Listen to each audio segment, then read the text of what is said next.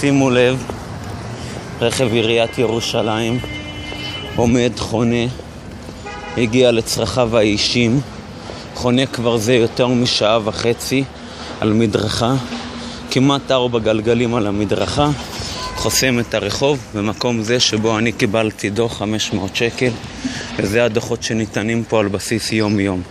שימו לב, אין מקום מעבר להולכי רגל כלל.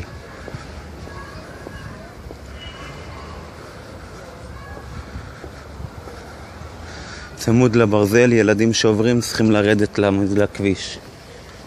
להם מותר, לנו אסור.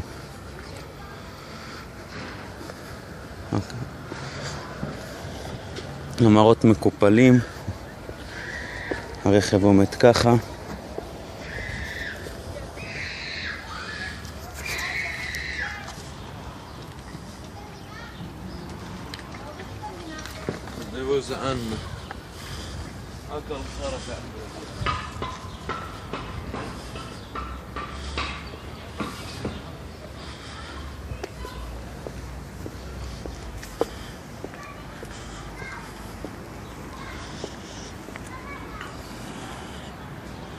שימו לב, עיריית ירושלים.